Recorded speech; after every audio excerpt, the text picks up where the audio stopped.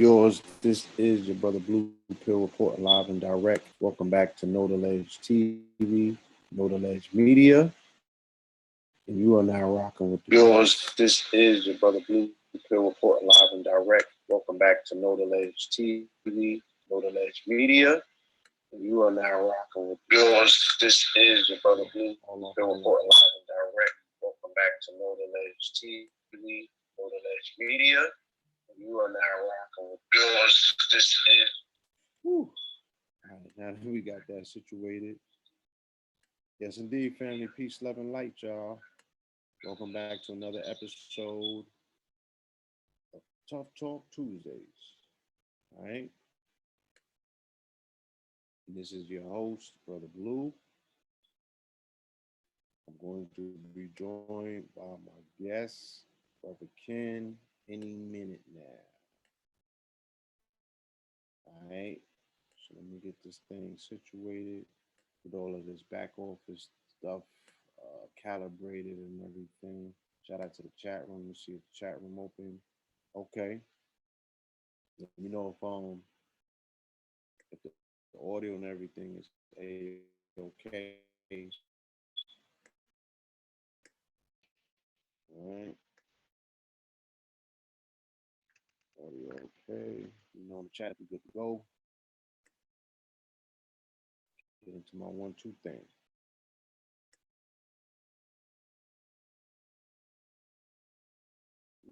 Thumbs up. Let me know. You know what's good on your end. My computer's moving a little slow. Go back to the tool.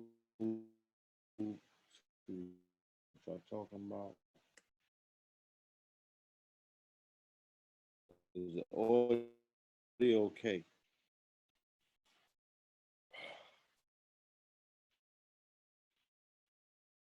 Audio's real low. Somebody said audio straight.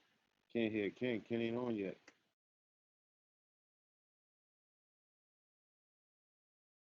Yeah, let me know if the audio is good on my end. You hear me clear? Am I coming in clear, family? Give me a thumbs up. Breaking up.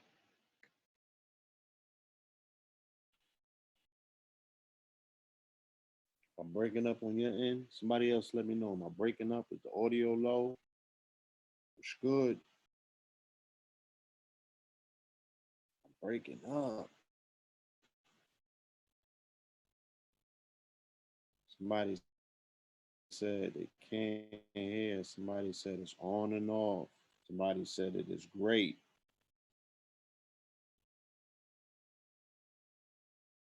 You're telling me, all right, now I'm better. Okay, statically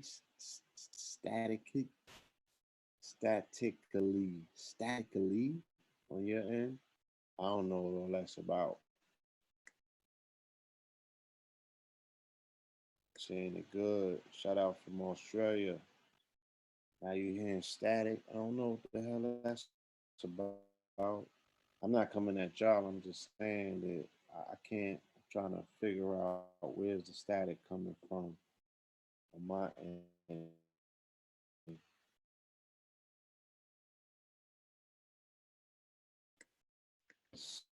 Computer's a little slow right now. Probably got too much shit running. I'm gonna shut down some of these programs. I got way too many windows open. We go through the process a month, not more. It's not necessary.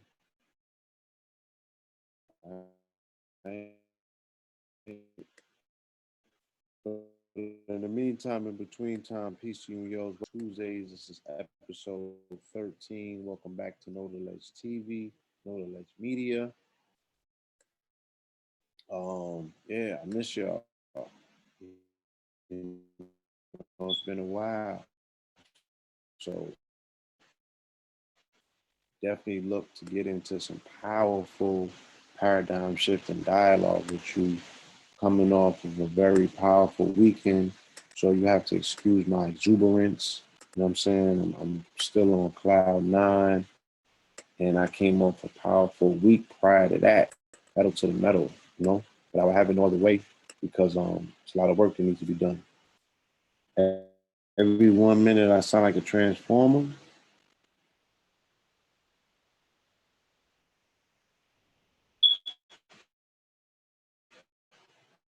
Fuck.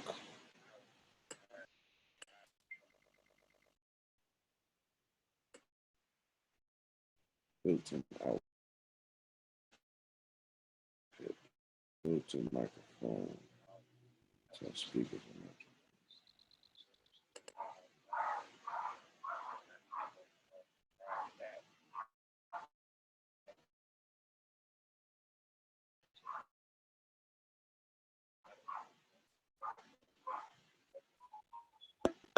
Check, check, check. All right. Well, I just test my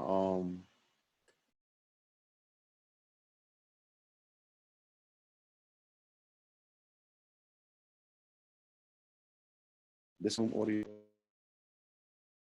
connect back. All right, I'm gonna try that out. I just checked the Zoom audio though, and everything was good. Leave.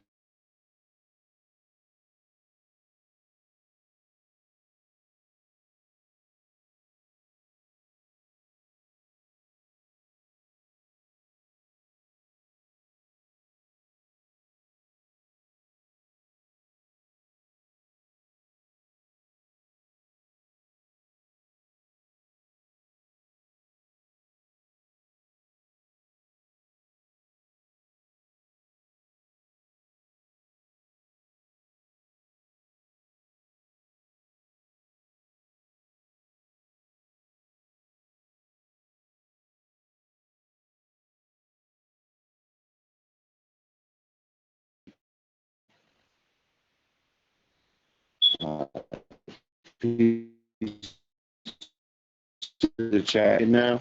My bad. It's doing that because Ken ain't on me. Ken is not on with me. Pause. Ken is not on with me. Okay. Let me see. Yeah, he's not in the building yet. I'm still trying to get this audio situated. Still robot.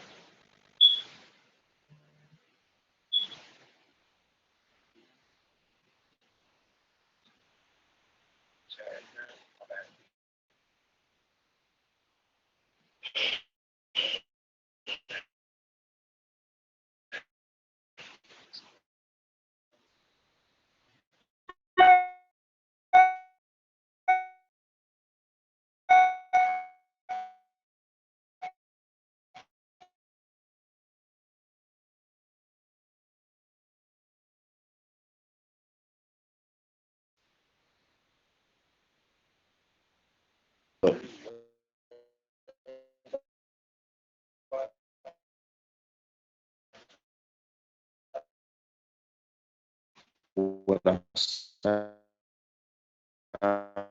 like on and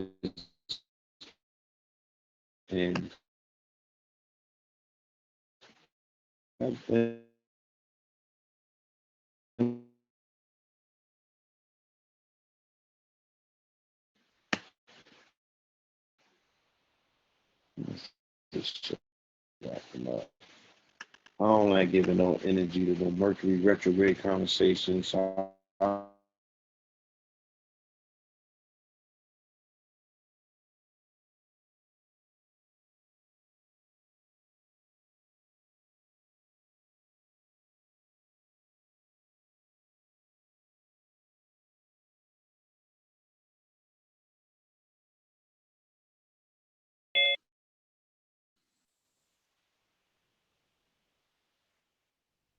here we go.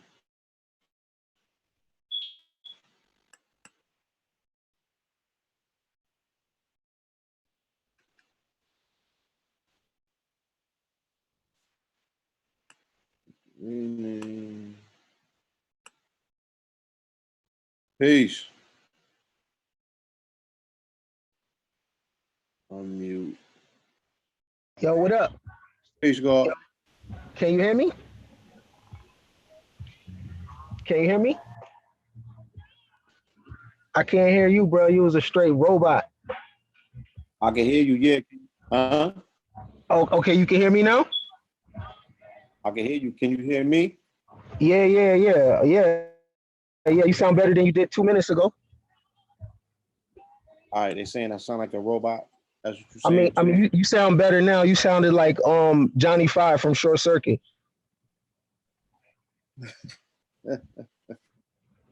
Yeah, I don't know what that's about, man.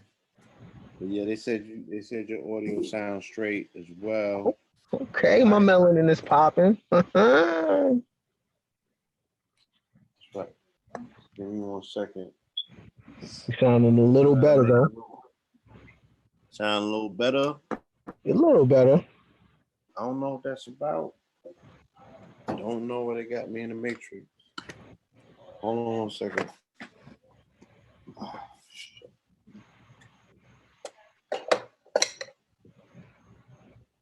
Give me 1 second. What's good? What's Welcome, good, bro? people, What's man. How you happening? been? I'm great, man. What it do? I'm amazing myself. Okay, man. Here in New York. Life is good. Life is good, man. I hear that. Think the people ready for some hot fire, some tough talk, you know what I mean? Yeah, they've been requesting it. You know what I'm saying? Okay. Okay, good. Back by popular demand then, right? Backed by popular demand. Man, that's the best. You feel me? Nah, life is good though. Life is good, bro. That's amazing. That's amazing to hear, bro. You know, well deserved. You know You what I'm know? saying? I think that we getting returns on what we put out into the universe. Totally. Totally. You know, I'm man, I just been living in my black bubble. I live in a bubble, bro. So, you know, the whole an entire a lot of debauchery goes on in the world, a lot of I be minding my business. So so a lot of times I don't be knowing and say somebody till somebody tap me on the shoulder what's going on with the world. You know what I mean? I be in my own zone, just you know. So Yeah, I'm benefacting. I'm totally. benefiting from the benefaction of my grace and favor. hmm Totally. And for the grace and favor to work for real, you gotta mind your business. It is detrimental to your health to know everything. You don't gotta know everybody's pain. You don't gotta know everybody's contract. It's totally fine to not know. I was You know what vending. I'm I was vending this weekend, right? And somebody started small talk with me just to initiate me into a conversation to be like, yo, you heard what such and such said about you? And I was like, yo, that shit don't got nothing to do with me. Can't you see I'm standing here making money? saying? Right, I'm like, right, right, yeah, right, this is right. broke. Like, how dare you? You gonna disturb my peace with what a broke nigga got to say about me? Yeah. Nah, man, I'm striggity. Hear it. Matter of fact, go over there. Um you you know what kind of just imagine the attention span it takes to run a hedge fund that's worth a couple $1 billion, or you just get in charge of a corporation and it's your job to fix it. You know what I'm saying? Your career's on the line and you got to pull it out of debt. You got to make some budget cuts. You got to make some deals. You got to get this thing back on its on in good standing. No kind of attention span that you have. So the people that know a lot of gossip and they know a lot of just useless information, they ain't really got shit cracking, bro. They don't really got nothing going on. You know what I'm saying? Just Twitter fingers. Twitter fingers, yo. I mean, a lot of people are just intimidated by not only success, but you having a good time, you vibrating in the way in which, you know what I'm saying? hmm Yeah, I can't even, I'm looking for the words to explain it, but I definitely know that you know what I'm talking about. But yeah, man, it's life is amazing. You know what I'm saying? The weather's good. You know, I had two amazing weekends back to back that kind of just reaffirmed, you know, my confidence in what I do and why I do it, who I do it for. You know, Hmm. it's just been beautiful. And I got another powerful event coming up this weekend with Professor James Small and Pam Africa. Hmm. You know what I'm saying? And after that, I'll be back in Atlanta doing an event the next weekend, Rock Who. And Hmm. after that, doing something with 19. And Hmm. after that, all right, might be going right back to Shasta. And Oh no, nice. I gotta make that trip with you too. Hey, let's already get it together, man, for February and the Gem Fest. We can't miss this one. nah, we not missing that. And we taking the PJ straight to Brazil right after that. So Man, ASAP, man. Sao Paulo too. We ain't fucking with Rio. And we gonna go to Fortaleza, all that. you going to Bahia? Yeah, I ain't fucking with Rio. You know what I'm saying? Yeah, man, it's just beautiful. And we have an opportunity to come on this line and dialogue with the good people, who have been, requesting this dialogue. You know what I'm They saying? been questioning the tough talk. Yeah, All right, well let's tough talk then. him requesting this dialogue, man. You care to talk about some of your past experiences this past weekend? Oh man, well what the kid been on? I'm moving around and shit. I'm kidless. You know what I mean? I dropped the kid off with the granny. So I'm kidless and I'm moving around and Without child, right? I'm without child, yes sir. And man, I was down there at the Essence Fest Okay. and that was my actually my I've been everywhere in the country. I've never been to New Orleans. Okay. And yo, New Orleans is amazing to me, yo. You and me the same, Um bro. I'm the last one, I guess. Yo, New We was Orleans is the last amazing, two. I'm the dog. last one. What you say, B? Huh? What you say? We was the last two that haven't been to New Orleans. Yeah, I never been to New Now I'm the Orleans, bro. last How about one. that? Yeah. I've been everywhere, right? I never been to New Orleans. Too, bro. New Orleans was amazing to me though because it felt like a foreign country, bro. It was a culture that is surrounded by food. Yo, if you're on a dietary restriction, you gonna break it. Go to New Orleans. You gonna look like an eyeball. But even a vegan shit is fire though. But I mean, bro, it's just a culture that is surrounded that is about food and music. It's to the like you never hear alternative rock. You know what I'm saying? It's an ill culture to me. Just Nick, I got my hair cut on the street, right? I was looking for somebody to cut me up. So I'm walking down Canal Street and it's a nigga out there, he cutting. His clipper's nice. He cut, and I'm like, oh, On you the know, curb, on the yeah, street. just on the street, and then it's so crazy, bro. Black women pulling up, yo, and it's just showing mad love. Just Essence Fest is people from everywhere, so people just showing mad love, putting it on IG because it's about hustling. And one thing that it got me to see is like, yo, damn, who controls the narrative is mad important. um Niggas is a little too corporate right now. um the streets is dead because and I'm not talking about crime per se. I'm just talking about the streets. I'm talking about information. I'm talking about the hustle. I'm talking about grind. I'm talking about niggas selling shirts or selling shoes. I mean, my man, bro, it was so many people at Essence Fest. Niggas was cooking on the street. They got deep fryers on the street, and it's lines like just people eating oysters, and I'm like, okay, niggas do their best when it's chaos. Right. You know what I mean? No, dead ass, right? Niggas do their best because it's chaos. And even myself, I forgot that moving to the burbs, right? So let me tell you how it goes. It's so crazy because you got to get away from niggas to get back to niggas. So you got to get away from it so you can learn about yourself and you can get your thing together. So you got to move away from it because inside of it, it's going to be hard for you to develop your own thing. It's going to be hard for you to develop your own identity. But then when you grow and you find out who you are, like real knowledge of self, not group knowledge of self, real knowledge of self, independent of people, and then you come back, it's like, personal hero's journey. yeah. You got to get on. You got to get on your epic shit. And I see it. I'm like, yo, okay, damn, niggas is best when it's chaos.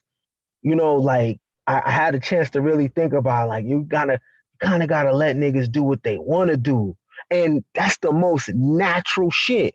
Like the order or what we consider order of just wearing clothes, nigga, wearing clothes, you know, following like state laws and corporate laws. That's yeah, that part right there. Like niggas got to be able to make money without all the yellow tape, without all the articles of organization, without OSHA, without inspection. Like, yo, man, trust me, grandmama food is good. That shit ain't contaminated. We don't need all that shit. But playing the game and you know shit. Even myself, I get caught up in that shit. Right. Get caught up being a corporate nigga. You know what I mean? That, you know what I'm saying? And I saw something this year at the festival that I never saw up close and personal because I was in a different part of the festival this year. I was in Queen of Fools Village and I seen the health inspectors come around early morning and I seen them shut down one of grandma's booth. They had the corn booth, you know what I'm saying? It was making the corn and shit like that. And health inspection pops up out of nowhere and they got different requirements. Grandma setup look different. Like in LA, I know through health inspection, you gotta have a cap on your head and your fryer system has to be netted and away from certain things. You know and you gotta have a sink on the premises. So I don't know exactly what the New York shit is, you know what I mean? Because I was slinging food, but I was coming out from under the table, you know what I mean? Like we do in the hood. Mm-hmm. But for them to have the official setup, they was going through a level of scrutiny that they wasn't prepared for, and they shut like 2 people down. And that's the first time that I ever seen that. It's the first time I ever seen bees in the festival this time.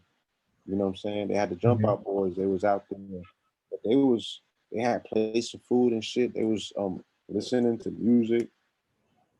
It was a whole different vibration.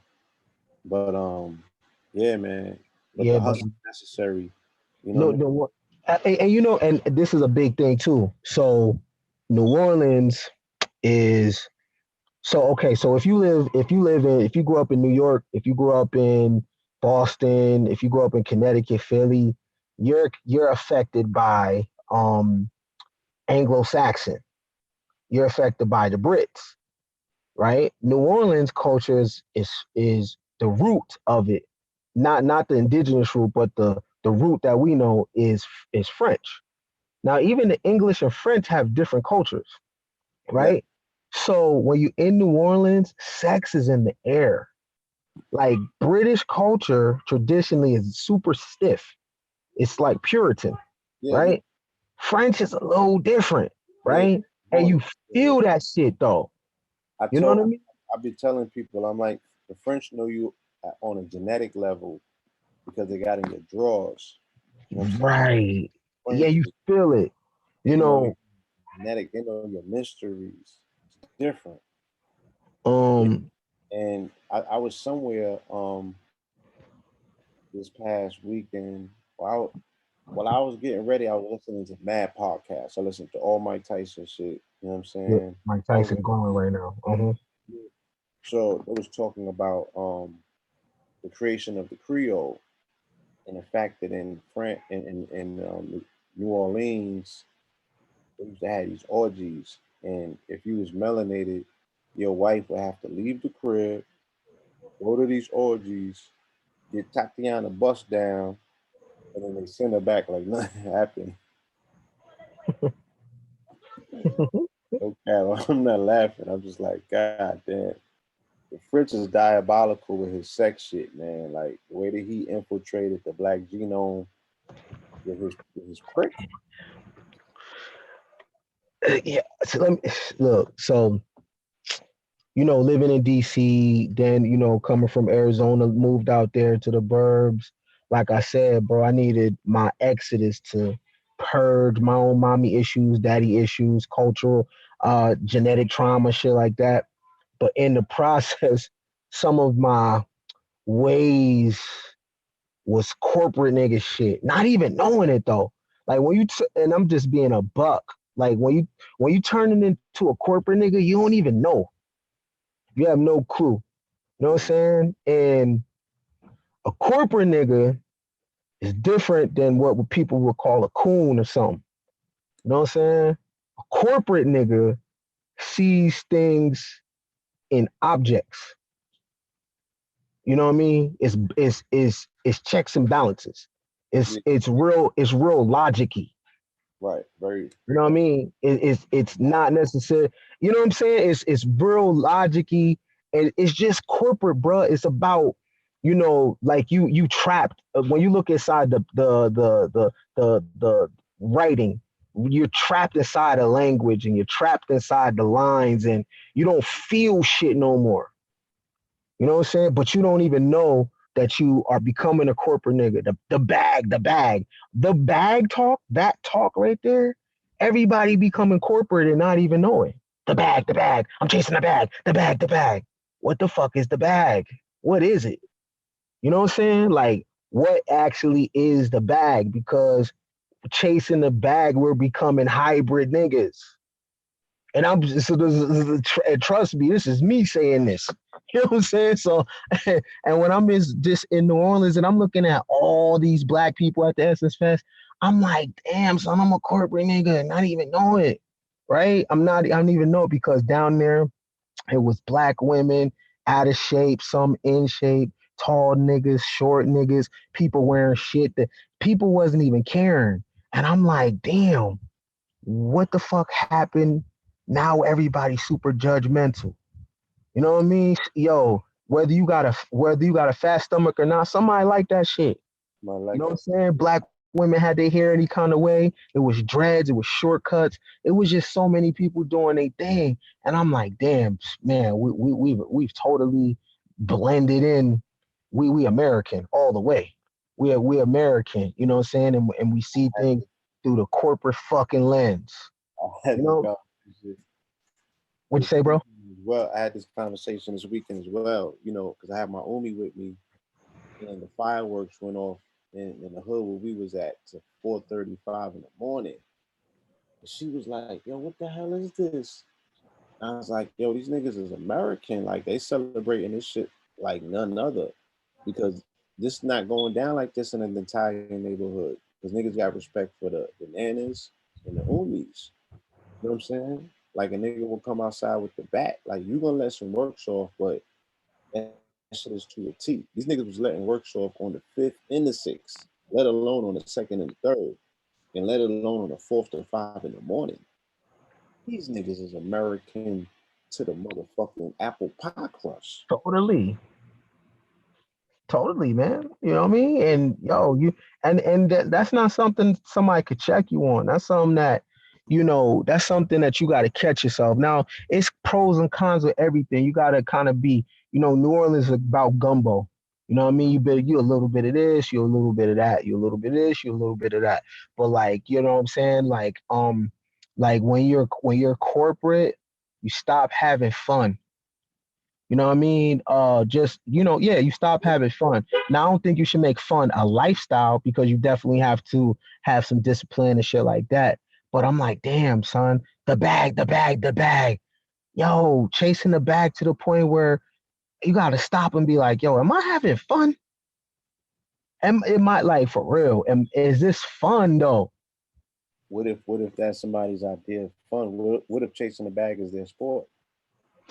Um, the thing about the bag, like Bob Marley said, numbers don't run out. Hmm.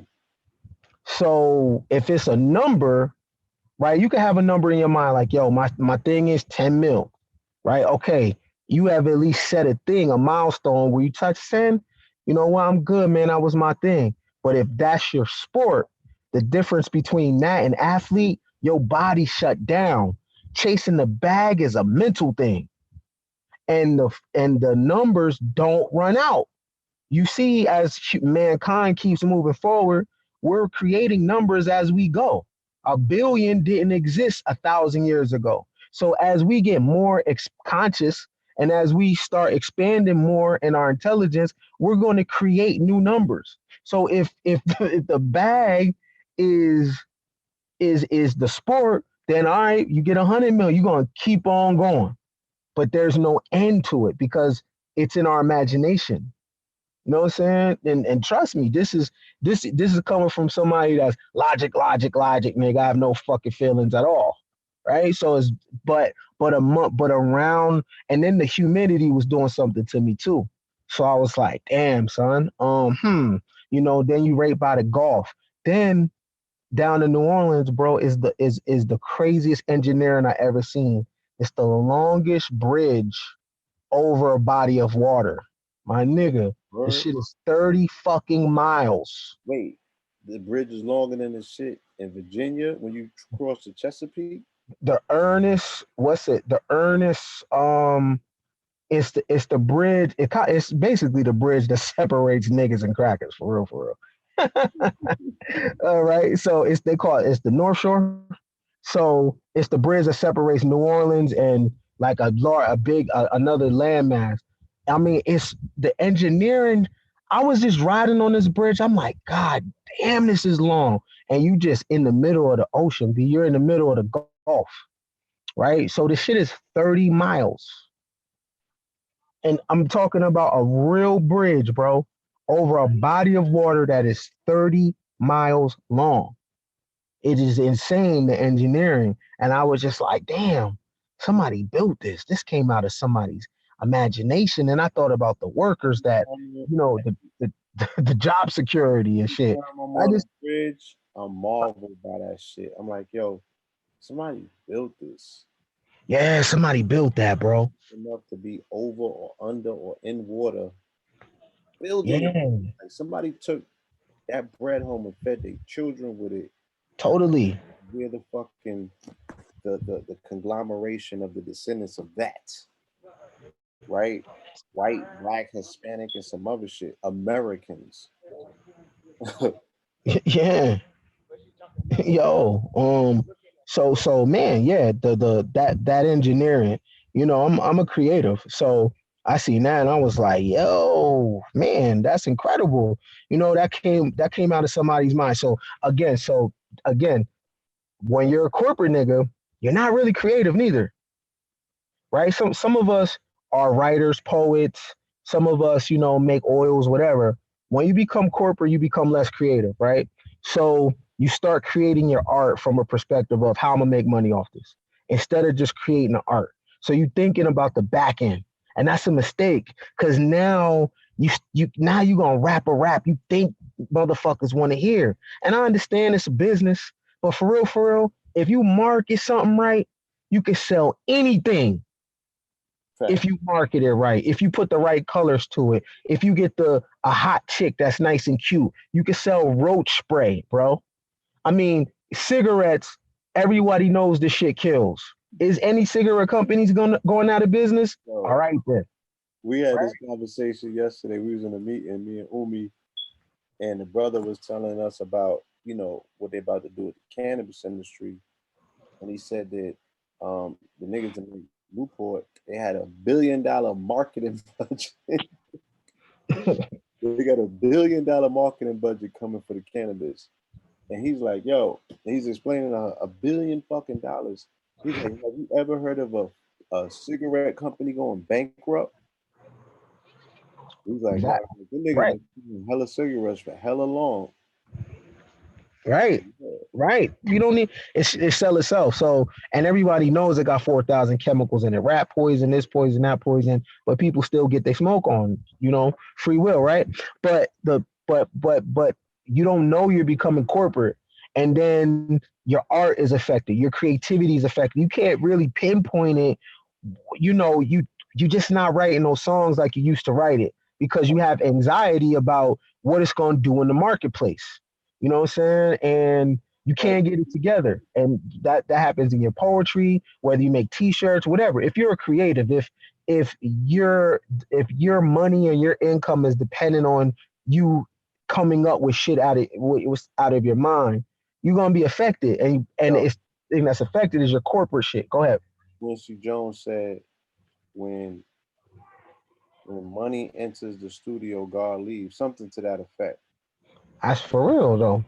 You know what That's he's saying. If we have to interpret it for the family that doesn't understand what that means, is that when he said, when you bring finances into the creative process, then quote unquote God or the creative spirit or the creator is no longer there, because that's not honoring the process. The honoring of the process is to be true to your artistic expression and not to do it for the coin.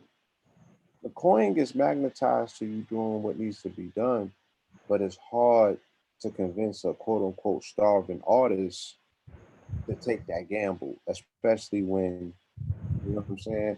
And it's very interesting because, you know, I say this often, the fact that, and I heard Irv Gotti repeat it in an interview with Vlad the other day, you know, allegedly Satan is the angel of music. You know what I'm saying? I don't know why people say that. That's nowhere in the Bible. We'll talk about that. Yeah, that's just an odd thing. Yeah, I seen that though. I seen that. I'm like, This, this this, is that's this not even scripture, but whatever. in music or this particular aspect of this industry, these temptations are taking place. You know what I'm saying? And I've been in the industry, and you know, it's it's it's some different shit that takes place in there when it comes to how they tempt people for their fucking soul. You dig what I'm saying? Things on carrots. So Okay. hey, So we can pivot. Let's pivot and let's pivot, right? So when we say tempt people, the tempt is what? Your desire, right? And here's the thing, bro. All over the world, people are struggling with this human dynamic, right? They're struggling with what exactly is a human being, right? And we have these ideals that we're supposed to live this higher purpose while we're here. What if what if you are here to indulge? And the world religions and these ideals are created because of shame and the fact that we are primal. We want to make everything mean something. We want to make eating mean something. We want to make sex mean something. We want to make every single thing mean something. But like I just said, niggas are their best when it's chaotic, when it's no boundaries. And the human being seems to flourish when there's no boundaries. right. So, That's and and if someone says that, you know what, Satan or Lucifer, some people say that's different, but let's just say they're the same, is the music. What does the music make you do? I've seen music make people want to hug. It look, taps you be yourself. look, let's be clear. Satan is primed for this motherfucking dimensional reality, Hmm. right? You don't see nobody dress up like God or angels for Halloween, goddamn it. Right? They say when it's time to put on Hmm. a mask or who Hmm. you really are, motherfuckers put on the ghoulish shit. They put on the demons. You know what I'm saying? So I would beg to differ that primarily that's who you really are. The rest of the shit has yet to be seen. I've not seen any accurate depictions of angelic beings. You know what I'm saying? But I've seen them of the grotesque, demonic, you know what I'm saying, formless, or you know, the shit that people might consider, oh, that's evil, that's bad. It's just primal. It's just like when you take the makeup off. You know what I'm saying? And Totally. you want to get it.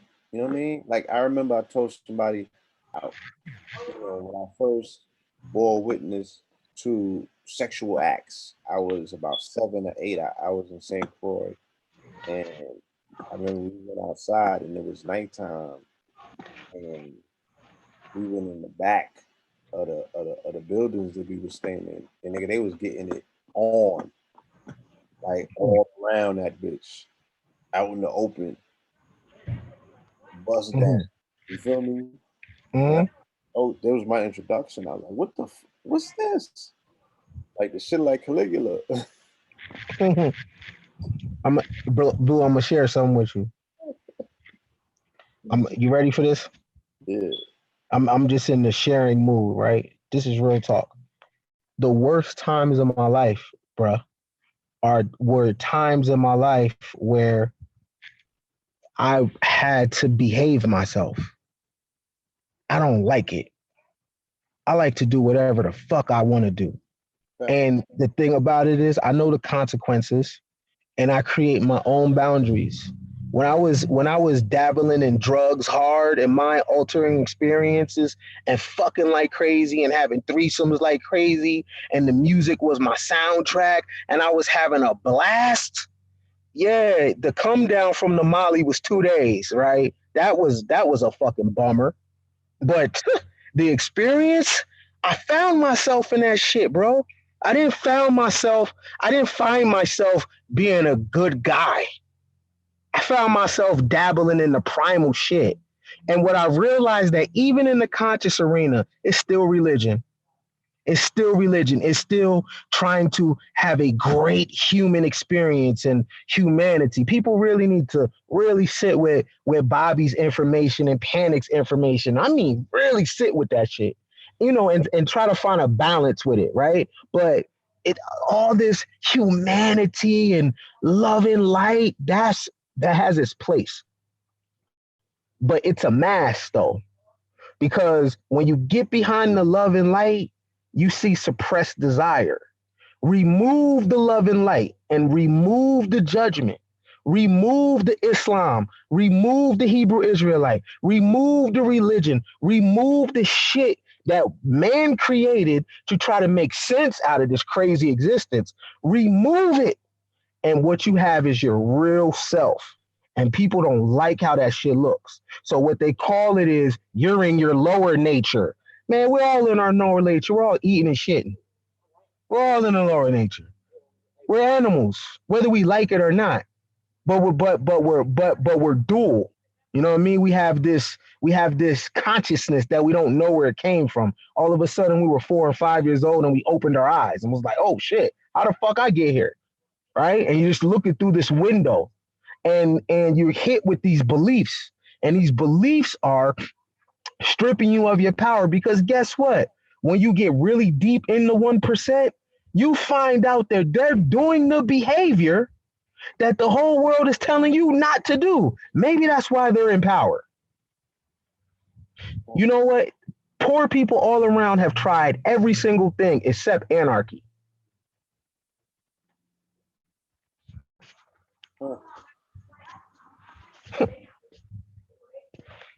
Pure people around the world have tried every single thing except pure chaos. If the people picked anarchy, everything they hate about the world would have to change. Because the reason why it can exist is because people want to be good people. They want to be better humans. And as long as people want to be better humans and I'm a better myself, the system will always stay what it is. Now, everything in moderation. Everything have a season. I'm not telling you go out and just you have to even balance. Yeah, balance. But Bobby told me a long time ago about Adaldabrov in his lecture, What If the God You Serve Was the Devil? All right. And I have not seen no power in what we call God. I have not seen no power in that. As much as people call on that shit, I have not seen no power in that. But boy, when I practice goddamn Crawley's do what thou wilt, best times of my life. I mean, like I said, This is tough talk. This what they came for. I'm gonna tell you, and I've told people this, before. The most liberated audience that I've been in front of when we talking about freedom, right? Not only freedom of expression, but like abundance going in their pocket and spending without thinking twice about it and with a fucking smile on their face afterwards. The panic crowds, the motherfuckers that had the Baphomets on their neck, you know what I'm saying? Mm-hmm. Arms on their head. They was the happiest. They was the lightest, hardest, happiest people that I have been around in this community. When we talking about factions, and I was just talking to my mother about this, about these angry fucking conscious people that we keep coming around, and these dust bum ass niggas that supposedly be chasing happiness through righteousness, but they always angry.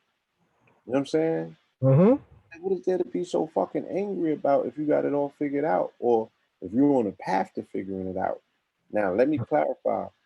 I said, look, in the industry, when they dangle things in front of you and they contract you into a particular thing or a particular way to give you the things that you desire, yeah, that's some trick bag shit. You know what I'm saying? But Mm-hmm. that's still based on life. You got to know what you're signing. You got to know what you're reading.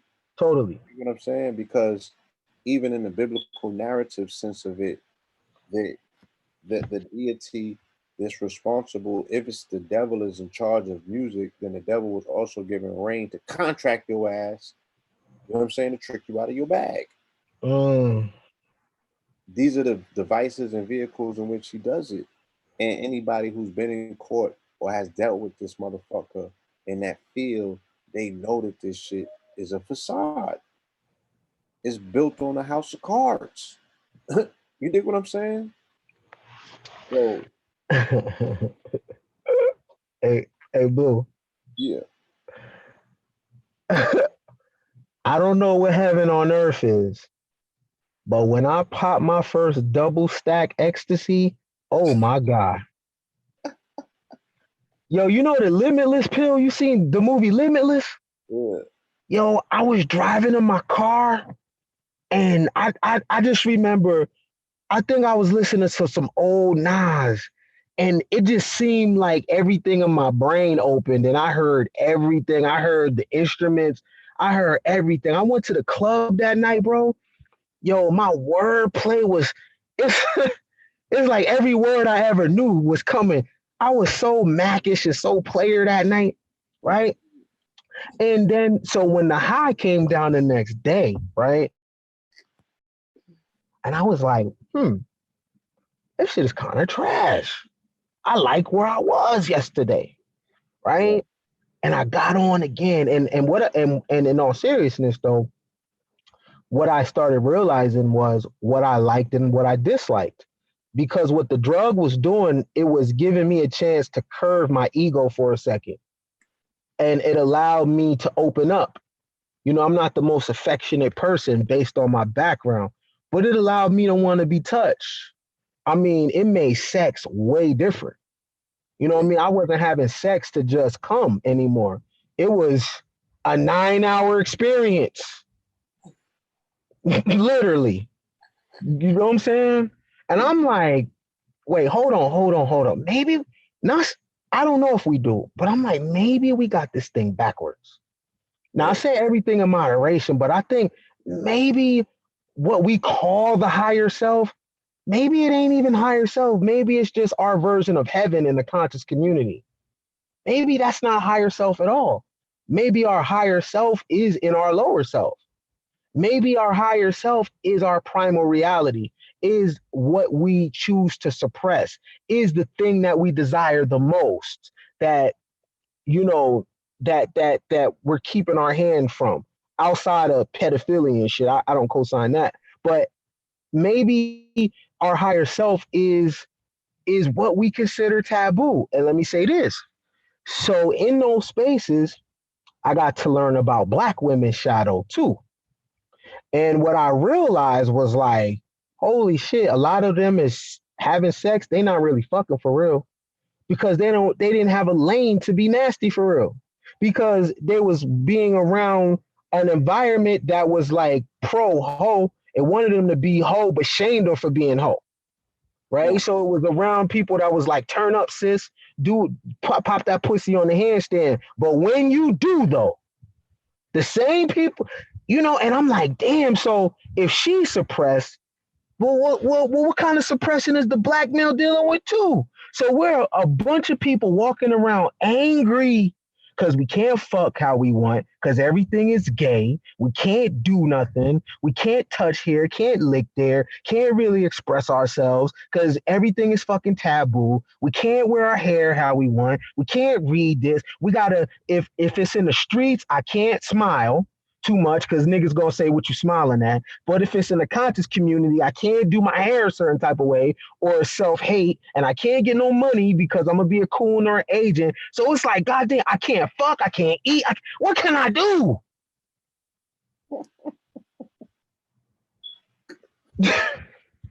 I can't do shit, bro. I can't do shit, bro. That's a prison. And people are living in that prison, and then guess what? They turn 50 years old, 60 years old, and it's a wrap. Their best years was used worried about what people think and not wanting to offend people. And I guess I can't do this and I can't do that. And these imaginary gods in our mind that, you know, that we create. It's on so many levels. It's such a prison.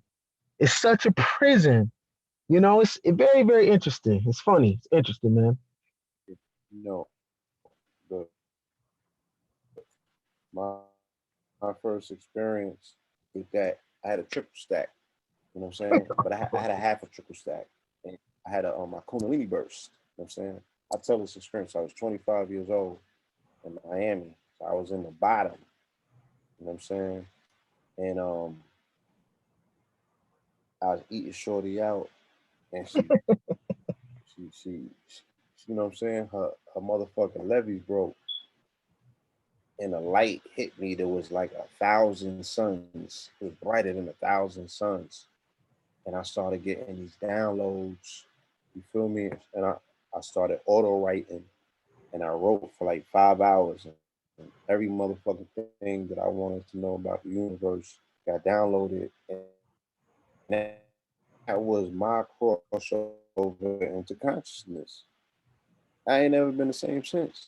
You get what I'm saying? So, you know, we you know, we have these transcendental experiences, and it was a whole dance around it because, like you said, I was fighting it. Like, I don't know about that, shorty. That, you know, I'm super analyzing it. What it got in it again? I'm researching it, shit like that. She just like, come on, let's just have fun. Right. Right. Just have fun, man. All that other shit. Let's just have fun. And you know what I mean? So just have fun, man. Like, and because this is the thing. Nobody never said what was conscious. Like, you just come into it. You know what I mean? Me, I came in on a Malachi York book, Science of Creation. And you know, he had to be on drugs if he was going to other planets. Right. He was on Planet Rich and that, but nobody told me what it was to be conscious, right? You know, I just wanted to know a little more, but there was never a manual, right? So I didn't know that I brought religion with me too. I didn't know that I brought Christianity with me too. I didn't know that, you know what I mean? I was just recreating heaven and hell again, and I'm judgmental as fuck. And I'm hating on niggas that got money, talking about what they should do with their money and that, and you know what I mean?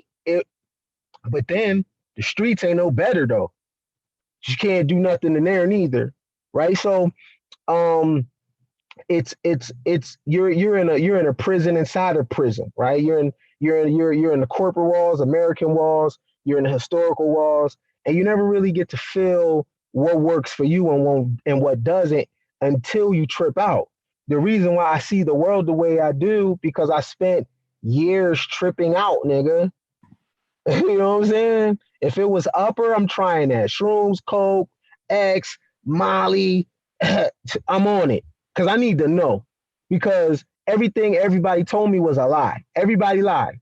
So now I got to get on some other shit to get the lies off me. Everybody lied. You know what I'm saying? Everybody lied, man. Everybody lied, bro. Yeah, Everybody lied. I had to see shit for myself, and Right, it was a personal journey. I could right, come back and dialogue and give you examples of it, but I had to have a personal journey. You know what I'm saying? And like I said, I've been listening to a lot of Mike shit, all of his podcasts where, he's talking about his personal journeys. You know what I'm saying? And what he was going through in his early youth, trying to find himself, and it led to the Toad. And I did the Toad earlier this year. I think it was in January. I did the Bufu. And, transcendental experience. I did a heroic dose last year of mushrooms, 5 grams. Transcendental experience. I got man. a lot of mother shit. You know what I mean? Like, in these experience, sometimes you don't want to share it with with the general public because Right, because it's judgmental. Oh man, you and your lower nature, brother. There's a way you not can. even that. These niggas gonna call you crazy, cuckoo, Right, pseudo, right, right? right, right, All this right. stupid shit. You feel me? When they wrapped up like a fucking mummy and have not really lived life, ain't really go out there. Don't even know what your boundaries or your thresholds are. You know, so it's Right. like this might not even be for you, bro. You know what I mean? This is the part of the conversation where we close the motherfucking door and pull down the curtains. Right, You have some societies, nigga. This ain't for you. right, right, right, right, right. And look, the thing about it is, I ain't telling nobody to do nothing, but you're gonna have to do something to get free. And it's so interesting, right? You have When to people when people talk healing, right? They talk as healing from a place of such comfort, and I'm like, are you serious? You're talking about purging out so-called traumatizing experience. So basically, you're gonna collapse waves. You're going to collapse memories. And the trauma that you're talking about is not just in your mind, it's in your vagina, it's in your ass, it's in your hands, it's in your feet, it's all over your body. And what you're telling me is you're going to heal comfortable. All you're going to do is just be a better person and you're healed. And you see that is not true because once those situations that used to trigger them, once they come up, they're back to the regular shit. And what I realize is healing is a dark, ugly thing. And this. if you look at all movies, bro, when it comes to going to another level, it always starts with you taking something. In the Matrix, it's 2 pills. In Doctor Strange, it's a drink. Hell, in the movie Malcolm X, Brother Bane gave him some nutmeg to drink. You always start your initiation with some type of thing that you take. In the Garden of Eden, it's a so-called fruit. And then all of a sudden their eyes are open. In every single thing, when you're about to go to another level, there's something that you eat or you smoke. Every time. Every time to go to where you need to go. You don't just go there. Oh yeah, just be a good person and have a better attitude. Right. Because they be like, you gotta go within. I'm like, well, how do you fucking get there? Right. Breathing for 15 to 20 minutes, and that very well may work for some people. And again, family, we're not advocating. I'm just saying, like the brother said, you're gonna have to do something to get free, whatever that is. And oftentimes it deals with a level of discomfort, which is just you getting past that punk ass part of yourself. That's all. That's it. Because you have to know what you're willing to do for the comfort, right? And the comfort is like, look, I put in my motherfucking work. You know what I'm saying? I got out there and I gained this information on my own. So now I can put my feet up because I Right. know me. You don't know Right. you yet. Exactly. Right. You Right. know motherfucking thing about you. You still reading books. Right. You know somebody else's interpretation of their motherfucking hero's journey. You don't know about you yet. You don't know what'll make you fold. So you're really of no service to yourself or humanity if you don't know your threshold. Hey. Hey Blue, Well, let's put it like this. I The put commu- something. the community been talking about conquering white supremacy for a long time. But how can you conquer white supremacy or get over it and you're not willing to be as extreme as them? You don't know their sex habits. They do anything and they fuck with drugs. So how can you go up against a people that you say that y'all say is the enemy, but you ain't willing to be extreme as them? Good luck with that. I had this conversation earlier with a post up. You know what I'm saying? And I was talking about depression, right? Grief. Hold on, let me pull this shit up so I can be exact with my words and all over the place. But it said that holding a grudge can make you ill. Right? Here's how to let go. So, I got personal and told my story about a nigga in this community. I wanted to motherfucking put hands and feet on him, and if his baby mother was there in the baby, I was gonna flip the stroller. Like, that's how bad I wanted to go at it. You feel me? And this community is not prepared to see blood because they've never seen it. Bad Mm, guy, exiled, chastised, or you went too hard. mm, Every time I attempted to run down on dude, he would find out about it and skip out. You know what I'm saying? I've traveled states looking for this nigga, right? You never find him, right? He would always slip out. This went on for 10 years.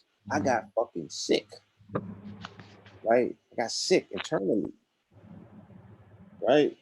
mm, I had to let it go, and I'm a Scorpio, so we hold grudges. We're a water sign. We hold water, and water's memory. So the shit mm, that's alive. It started eating me alive. I had to let it go.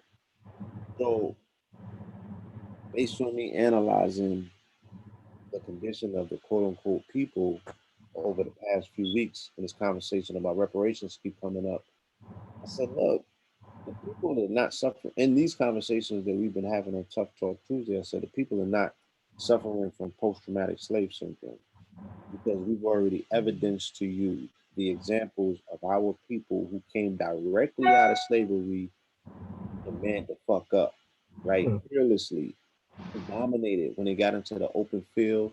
They stretched and they lapped. You know what I'm saying? And that's why they started hanging them from trees. Those was businessmen, right? mm, mhm, Didn't compete with us. We was out of here. We didn't have no motherfucking field. And these people were, they still had very fresh memories of what this motherfucking European, you know what I'm saying, looked like up close in his most savage state. So mhm, what it is that we're suffering from, our people, our generation, or modern day Negro, is the fact that innately, inherently, he know that there's some major ass kicking that's supposed to take place on this planet with some people who make him very uncomfortable based mm, on things that they have done. mhm, And through 400 years, because it's supposed to be a 400-year anniversary or jubilee that we have, there's not been one day in mhm, that 400-year period where this white man has not swiftly put his ass up, melanated behind diasporically. Not one day has there been a break. Not one day mhm. throughout the diaspora has he taken a break from breaking off his foot in some black ass. But we can't say that about melanated people. We can't find one day that melanated people collectively or individually that we know about and stop fucking vicariously trying to live through Haiti. Hmm. Melanated people have put their foot up this motherfucker's ass. When in your soul and your spirit, you know that he deserves it, and the planet is calling from it. So the fact that you have a leaden foot and you can't lift your foot off the fucking floor and address your discomforts, that's the shit that's eating you alive. Mm, Okay? And no motherfucking money or reparations is gonna fill that void. You dig what I'm saying? Because you mm, is categorically looked at globally as the baddest nigga on the planet, right? But we're descendants of cowards. mm, mm. Okay?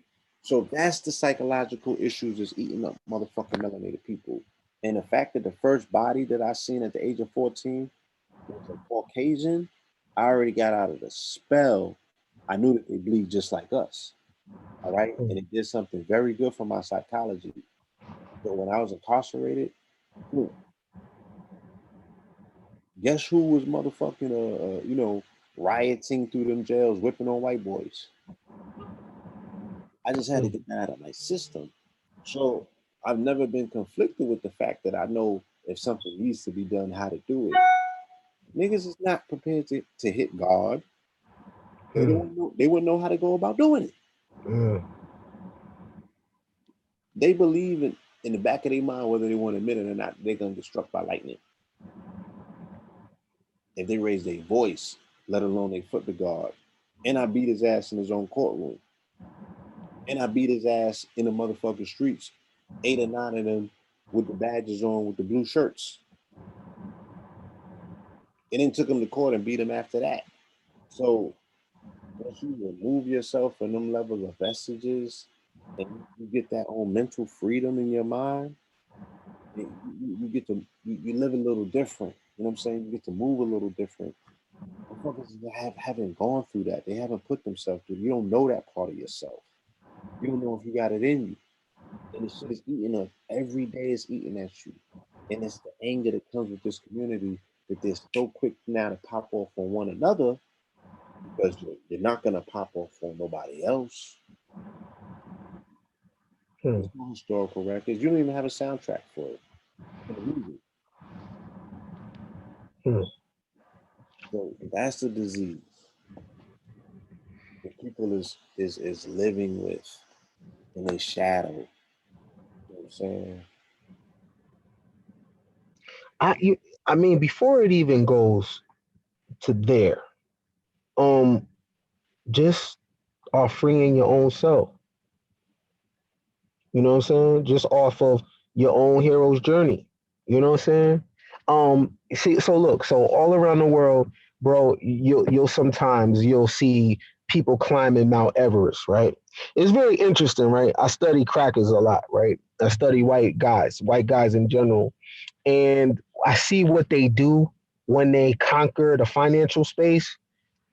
Their next level is not like material shit. It's like to test themselves to see if they can survive nature. So they start surfing or they go into the jungle and take ayahuasca. All around the world you'll see weird European dudes in the jungle. But back home, these are rich guys. They just left it all. And they'll climb Mount Everest and they'll go do man versus wild and shit like that to get to know themselves on a different level.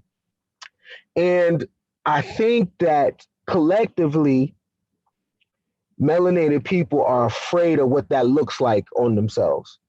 To get to know themselves, they don't like what it looks like. Hell, I didn't like what it looked like. You know what I'm saying? So we do what we do. We just play the game because we don't want to fight that fight of the fact that, we are primal beings and we've done a bad deed to Africa by making them just kind of like goody two shoes. You know what I'm saying? Our African spirituality and Africa and Mama Africa. Like we took the savagery away from them. What the fuck is wrong with savagery? We took that from these ancient people and we just want to make them these good moral people that don't have sex. And if they do, it's a missionary. No one's 69s. No one's slapboxed. No one shot dice. They was just like I've heard black people say this. We were just minding our business. And the Europeans came.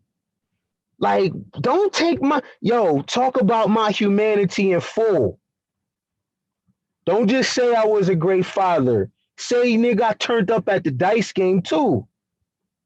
You know what I'm saying? Say, yo, that nigga like that fucking Belvedere too. That nigga be getting saucy. Tell my whole story.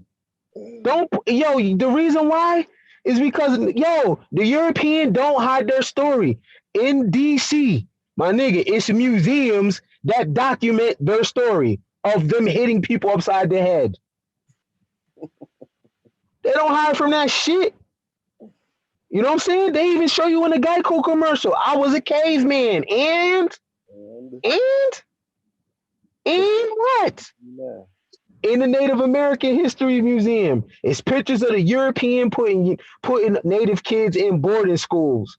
They don't hide that shit. What's up with us that we have to be these good fucking Africans? Religions, puritanicalism. You know what I mean? I don't like that shit. Now I'm saying, of course, everything in balance. You know what I'm saying? Everything balanced, but I'm just saying, like, God damn, you robbed of your human experience because when you black, it's just righteousness or nothing, higher self or nothing. And I just be hearing that shit and I'll be like, man, where the drugs at? I ain't trying to hear all that. Where the drugs at? And where the drugs at? Nigga, ain't trying to hear all that shit. Nigga, this is the death realm. This is the realm where you experience your desires. Mm-hmm. And before I'm 60 and 70 years old, when I'm on my down, I'm nigga. That's part of my hero's journey. Don't rob the people of that. Don't rob the black women of that. Don't rob black men of that. Everybody got their season. It's not always about the Circle 7 Quran. Shit. You know, that's why I always say it's a Scorpio world, because of that aspect of the desire. It's that strong aspect of desire, you know. Or what Napoleon's Hill says, the burning, white hot desire. You can't manifest anything without it. And you know, damn, what I was about to say. You know,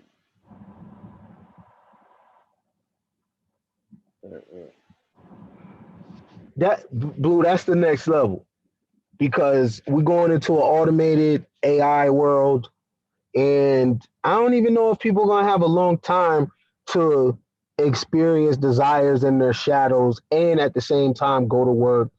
I don't know if you're gonna have that because being part of a permanent underclass, you're gonna be stripped of righteous savagery. It's just gonna be, you know, savagery in another level of basic needs. You know what I mean? And you're not gonna even be able to experience yourself for research purposes. You know what I'm saying? So with this, it's just too much shame. And if you're an artist, that's the most terrible thing because an artist got to feel, an artist got to taste, to see, and interface. You know, the artist is responsible for pushing culture forward. It's the artist that allows regular people to sleep good at night because the artists play with different relationship dynamics. Before poly was ever popping, who did it? Artists. Artists.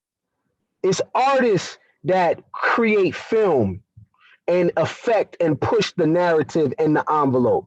It's artists that play with their sexuality. It's artists that travel to unknown areas and eat things that your culture said you shouldn't eat. It's artists that do that. It's artists that are persecuted for the regular man and woman so they can sleep better at night, so they can go to work and not have to think and turn their brain off. Meanwhile, the artist is getting persecuted, i.e. Kanye West. Oh. Right? The artist never is a beneficiary of the narrative they push. They get persecuted while people that come under, they are the beneficiary of the narrative. It's the artist, man. Right. It's the artist. You know what I'm saying? And the artist got the experience. And the problem is now we have boxed artists in now. Artists are politically correct and artists are dealing with respectability politics, you know? And I'm like, whoa, you know, so if the artist is not going to push society forward, who's going to do it? The regular working man and working woman? He's too fucking scared. He's normal. He deals with morality. There's no knowledge and no enlightenment in morality. None. You're a civilized nigga. You're civilized. You're not curious anymore. You don't deal with wonder anymore. You don't Well, deal with pushing the envelope anymore. Sun said that being black is synonymous with death, not in the way in which Moors explain it. You know what I'm saying? Where they say that, or the definition of black is death. He said, look, death was your saving grace because it's what made you spooky. This is what the world was scared of when they heard about you and when they saw you. But now that you are fearful of the very thing that works in your benefit, it's like a conundrum. So the thing that works for you, your cloak of invincibility, is the thing that got you spooked. You get what I'm saying? So we looking at the fallout from that. The very thing that makes you invincible, your cloak of invincibility, is the very thing that you're cowering and scared from because of religiosity and this false premise that what death entails, that people don't no longer want to embrace death for what it is and use it Hmm. for that defense mechanism that it is. Hmm. That's just some words from Sunrise about blackness and death. Blackness is death. Is it? Is it? I mean, have we come to a space where we can make shit mean what we want it to mean? I I mean, mean, if we deal with slang, right, and if crib is house mm-hmm. and fat is nice and dope is nice, you know what I'm saying? Then can't we put a slang to black and make it mean something fire? Because this is language, right? This is magic. This is abracadabra. I mean, we are in the digital world, right? Does shit. We never thought about that. We can't play with it. Like we see what it means in a dictionary, devoid with no, with no light, why, why, again, why not? What is we're transferring it for what? We have to return the power back to death. Our people are spooked and terrified of that word, so they don't want to associate with it. You know what I'm saying? What's more powerful than death? what kind of death though? I'm not here for that. Death is death. You get what I'm saying? Just like what type of life is, life has different chambers and extremes, and you know what I mean? You can define that shit away the best way that you want. But you could die a fucked up death. You could die in your sleep. I mean, what? Hmm. Replace it with transformation. You dig what I'm saying? Replace it with the void. Replace it with its promise. So why not prepare for it? Replace it with all of our ancestors in antiquity understood it differently. Who the fuck are we? You know what I'm saying? These are the things that remove us from our connection to antiquity. The fact that we don't have no context for death. Hmm. And we just floating in this void, right? That's not honoring thy mother and thy father because our people don't come from that. We dealt with this shit differently. Hmm. That's where we've been removed from. And because of that, like I said, we don't know how to activate our quote unquote blackness because it's not connected to our strongest cloak of invincibility. And that's, that mystery that comes with that. Hmm. So you think Nobody, that's just another aspect of the shame, like anything to be shameful, huh? indeed. You think so? You saying the death shaming? No, like yeah. Oh, black means death, and black. Do you think that's just another way for us to have low self esteem? No, Another way, you know what I'm saying? I'm talking about embracing it. Yeah, no. I'm talking about the narrative that is pushed instead of it's pushed not to embrace it. You know what Oh, I'm saying? what you talking about? Okay, the Moorish approach where they say in science, death, black means death. Yeah. All that, and I'm saying that is that just another way for us to feel shameful about because that's what it seems the music we're usually only allowed to dance to, bro. The narrative of something be shamed. for something. You shamed. Whatever we do is a shameful thing. You call yourself black, it's shame. If you're Christian, it's shame. If you're Muslim, it's shame. You're in the streets, it's shame. You like to have sex, it's shame. You gangbang, it's shame. You go to college, it's white man shit, it's shame. You get money, it's white man's. You know what I'm saying? Everything is shame. Everything is like a black eye. Like there, what lane can one take where it's like, yo, is it anything that there's a narrative where I'm fire, where I'm empowered? Everything just seems shameful. It's all shame. It's like, you know what I'm saying? Just nope, you're not. Nope, that's not gonna let you be a better human. Nope. Everything is just a shameful narrative with it. And to me, it's religiosity in just on steroids. You're going to hell. You're going to hell. Another way to go to hell. You're going to hell. You're always in trespass. You can't. You know what I'm saying? Like, yo, for real. Let's just use black in the term where you're talking about. Let's embrace it, right? To be free and black is the most threatening thing to everybody. Because what that means is I'm living by the rules that I created. Whether it's quote unquote right or wrong, this shit works for me. You motherfuckers lied to me. Everybody, crackers lied to me. Niggas lied to me. You took my best years. My parents lied. My environment lied. Now I'm doing me. I'm gonna have the friends I want. I'm gonna fuck who I want. I'm gonna do what I want. Go where I want. Spend my money how I want. Like that right there is real threatening because we don't really have an archetype for it. We come from ministers. I love Malcolm. He wasn't free though. Martin Luther King wasn't free. None of our so-called leaders were free. Because how can you be a leader and be free? What you mean by that? I gotta get up and wake up for your ass every day. How can I be free? I'm not free. You looking at me all goddamn day. You need me to be something that you can't be. I'm a slave. Not free. Slave to my service, to humanity. Hell yeah. It's like, of course, you got in it to help and philanthropy, and then you notice that you were stuck. You can't even leave. The people need me. Oh, blood in, blood out. Yeah. Yeah, there's a template for how this is gonna end. Totally.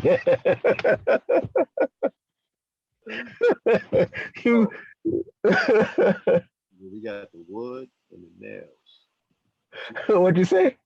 You got the wood and the nails. You see that cross? You're gonna climb up on it. Totally. You already know where this is going. And that's so fucked up because of course you got in it to at first to service. You really had a desire to help. You really had a desire to, be a difference. But then you're like, yo, goddamn, okay, can I graduate? It's like, no. All of our leaders, the people that, yeah, him, and they were not free. Let me tell you what free looks like. Free looks like LC from All Hip Hop.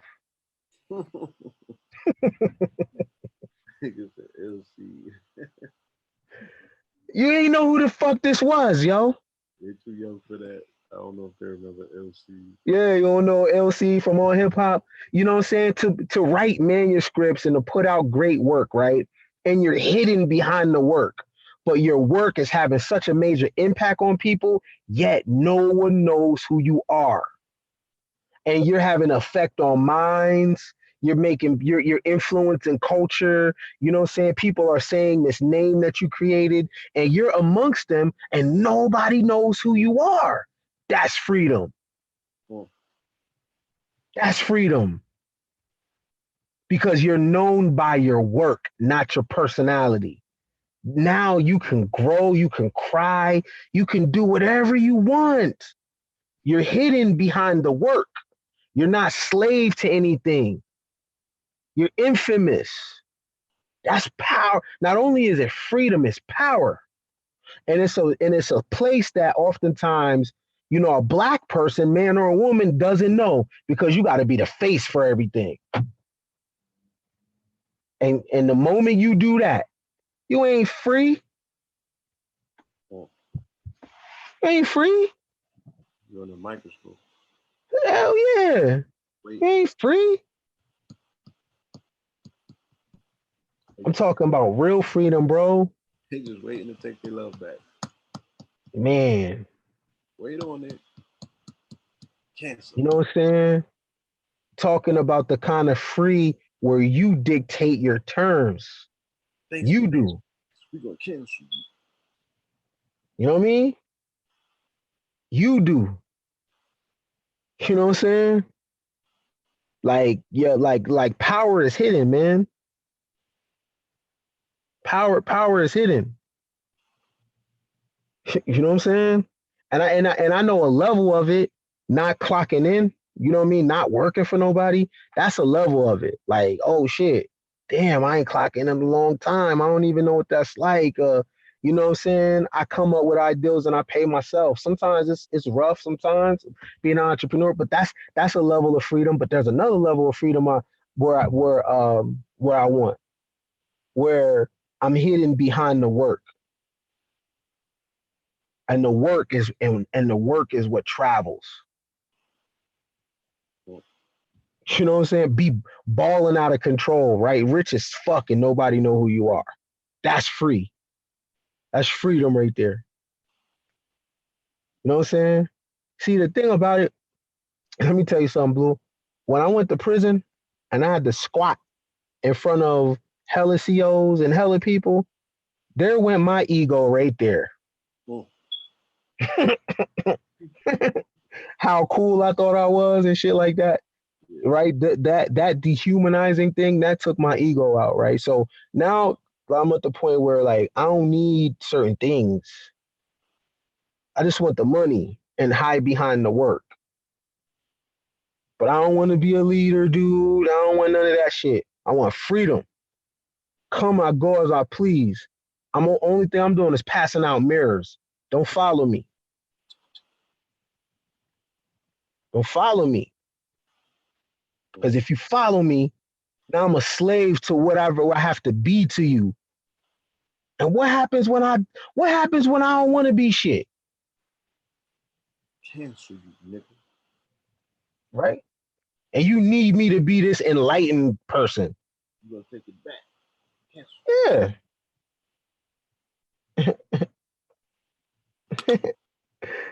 You know what I'm saying? You know what I mean? With Nature Boy. Cancel. What'd you say, bro? We're gonna send you to Nicaragua with Nature Boy, nigga. We're gonna cancel. Man, that nigga locked up. Shit, that's funny. You know what I'm saying? You know what I'm saying? Oh, that's funny as shit. You know what I mean? But yeah, man, you know what I mean? And so yeah, you know what I mean? Yeah, just on my travels, my 35s, and you know what I mean? And and I've also experienced another level of freedom right now where I don't give a fuck who likes me. Oh yeah, you got past that? Oh yeah, I'm past that. Like I'm fully past it. Like I actually thrive on more people not liking me. That's a level of freedom. Oh, that's liberating. Yeah. Super. You know what I'm saying? When I'm talking and people call me, oh, you this shit, I'm like, yo, I'm straight, yo. That is a humans ain't shit anyway. what am I missing? Like, you know what I'm saying? What am I missing? And literally it's billions of people in the world, so it's like a numbers game. You know what I mean? So and now the thing about it is you just follow the Donald Trump formula. All you got to do is talk to your base. That's it. Right. Right? Write a newspaper and a newsletter to your base. Who gives a fuck what somebody else say? Literally, the person that's like, I don't like you, to somebody else is like, they admire you. So who cares? You know what I'm saying? You know, my mama helped me with that when she died in front of me. I was like, oh, damn, you gave me a fucked up memory. Bet. Then I can handle anything. You know what I'm saying? So about freedom. You know what I mean? Freedom to dance when you want. Freedom to move when you want. Freedom to not kiss no one's ass. Freedom to not care what no one thinks. Freedom to not be a slave to even enlightenment. Freedom to not freedom to pivot when you want and to change your mind when you want. You know what I'm saying? Freedom to allow people to dislike you, and it's fine. You know what I'm saying? Freedom from the culture, freedom from the narrative, you know, freedom from this ideal of blackness. You ain't black enough, or you're too black. Freedom from that. Freedom from the new age community. Yo, you need to raise your chakras, brother. Man, fuck off. You know what I mean? Freedom from that. Blue, you a writer, man. How does it feel on the days when you might catch a park bench, bro, and all of a sudden you get the itch and you just take out your pen and you just start writing or you just start going in your Google Docs and then all of a sudden you notice 2 hours went by and you still writing and you ain't answered the text, you ain't checked social media, and then you look down and you just wrote some fire. What does that feel like? Freedom. Freedom. Because the other shit represents, the warden banging on the gate, talking about you gotta get in your cell. Damn, out the day room or the yard just felt so free, but it's running out, and you're reminded of what, you know what I'm saying? You gotta be able to have that to appreciate freedom. You dig what I'm saying? Yeah. Because you like, I can't wait to recreate these conditions to get back to that, and that shit is not easy at all. No, it ain't. It ain't. It's Artists, not. you know what I'm talking about. That shit could be 6 months to 2 years in between one another. When my monumental writing spurt, the last Mm-hmm. time that shit happened was like I had one in 2015, I had one in 2017. Mm-hmm. And it's been that long. You know what I mean? So in 2 year spells, I'm waiting for it to hit me. That's a man, you bro. That's a and you know it's crazy because it doesn't come like it used to back in the day. But when you find that writer's flow, man, you gotta guard that shit and ride that wave and not let nobody break that shit because it's a flow, right? You know, you just catch it. You don't know when. You just all of a sudden, you know what I mean? It just hits you. You know what? Right? Pop a little of this, pop a little of that. You know what it's gonna take. Right. You know what I mean? That shit is important. Fight You for know what I'm that. saying? Yeah, you gotta fight for that freedom. Like, nah, you can't get this. I need this. You know what I mean? Yeah, totally. Totally. So yeah, man, you know that. But you know what I mean, the freedom and you know what I'm saying, I've wore a lot of hats, dude. You know what I mean? I've had my mommy issue hat, my daddy issue hat, my suicidal hat, my Pan African hat, my corporate nigga hat, my broke nigga hat, my I'm getting money hat, you know, my threesome hat, I'm fucking with the baddest chicks, my hustling hat. You know what I'm saying? Man, I played all the characters in the movie, bro. You know what I'm saying? Like, you know what I'm saying? Like when I thought the girls wanted this kind of guy, I did that too. You know what I mean? And when I was on my Black national shit, Khalid Muhammad, I did that too. And I was on my homeless hat where I was a minimalist. When I say I wore I'm only 35, I wore every hat. But the hat that I was like, you know what? I like this one. Is that when you get to step back from the narrative and step back from the matrix and you're like, yo, well, what works for me? And you become the scientist looking at the experiment, conducting the experiment, not being a part of the experiment. So you kind of remove yourself. Like, yo, I'm on the outside looking in. It's like what's the show? Home Improvement. Or you just looking over that fence. Mm-hmm. I'm just looking, yo. I'm over the fence. I'm just looking. That part right there. And it gives you the ability to create, yo. You know what I mean? It gives you the ability to create. So, you know, that's the direction I'm going in with, creating an online university right now of, people that like to rock with me. You know what I'm saying? It's subscription based. You know what I mean? Because, I gave so much content to social media for years and years and years. And it's like, all right, you know, everybody hangs out on their phone. So if you want to rock with me, you know, it's gonna cost you monthly, a reoccurring fee, because I ain't chasing no money, right? It's a automation, and it's time for that, right? So that's another level of freedom, where you're like, you know what? Because I see all the algorithms in place, and they are banning free speech and PC culture. I need to be me the right way. You know what I'm saying? Something that is a little more intricate than Patreon, something like that. That's what I'm cooking up. Online university where, man, where you got to be exclusive like Sade. You know what I'm saying? I used to want to make content for everybody. I wanted everybody to follow me. But what value is that? That's slavery. So now it's cooking up people for those that fuck with you, and that part, so like something like that comes from being in the creative space. Like, oh yeah, you know what? You know what I mean? Look, Blue, let me sit this on your lap. When you look at Seinfeld, when you look at Martin, when you look at In the Heat of the Night, all those shows are licensed to that network to run reruns, right? Yeah. Okay. But a person could go on YouTube right now and look at a video of you years ago, or go on Facebook, or go on this platform or that platform and look at you years ago, or me years ago, for free. I don't like that. Why can Martin get that and I can't? Right. I don't like that.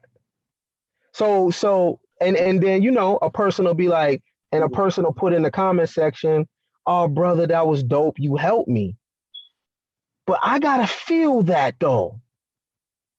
How do I know that I helped you? I can't eat that. Right. That's cool. But this is not like the starter shit where you trying to find out if you hot or not. You've been doing this. You know who you are. Mm-hmm. Right? So it's like, damn, you got video archives on social media just sitting, not gaining no equity. You know what I did, Boo? I went back on my Facebook page and erased hundreds and hundreds and hundreds and hundreds of videos of myself. Hundreds, thousands of hours. I was like, no, yo, you can't get this. You can't get this. Mm-hmm. This is my best me. This is me figuring it out. This is me putting my foot in my mouth. This is me growing and shit. And you could just go back and press play for the free, but you gonna pay Netflix? Pay them. You know what I'm saying? You gonna pay BT? You gonna what? Stars coming out in August, and you gonna pay Stars? And you should. You should. I ain't hating, but shit, I got confidence too. They gonna pay me too, or somebody gonna pay me. You don't got to. Somebody will. But you can't have my shit archived for hella long though. So I'm in the process of doing a whole social media cleanse where You know what I'm saying? If you fuck with me, we rock with each other on subscription base. That's how you know me. That's how you know me. And guess what? Now you can produce work without the headache because you got a fixed number every you got a fixed number in. I'm gonna just throw you a number. 5,000 subscribers at 19.99 is $1.1 million a year. Mm. You hear what I said? Yes, I did.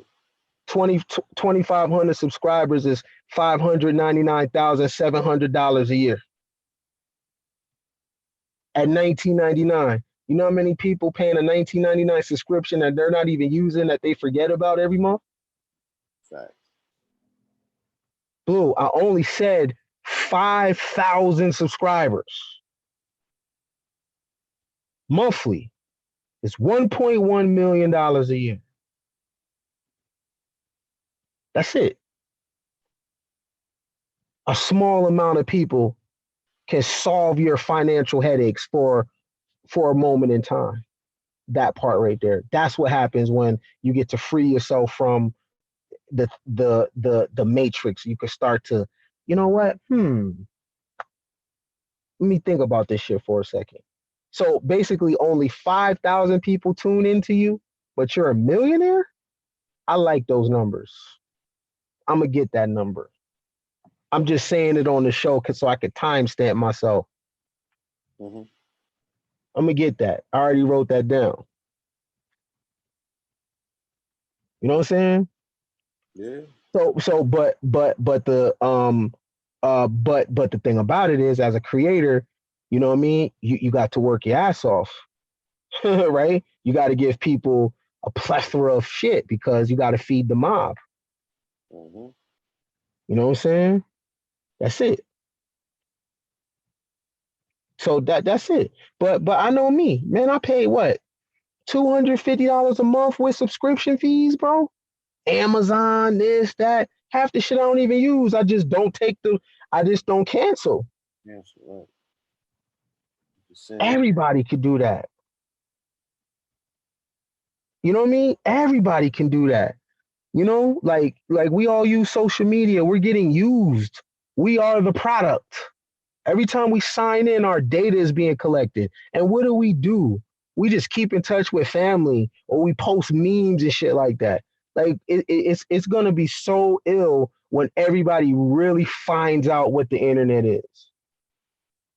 Mm. Mm. Mm. Mm. It's gonna be ill, bro. When everybody's like, "Oh shit, man, man, I could have did this." You know what I mean? It's gonna be ill, bro. Because guess what? We never went to school for social media, Fact. right? We just hopped on and we don't know what it is, On the job training. right? We don't know what it is. Mm. But then it's gonna come a time where we can't use it the way it is now, and we're gonna be looking at the opportunity. And that's what it is. It's an opportunity where, you know what, it takes years and a long time to build wealth, but we could have used this phone shit to get rich.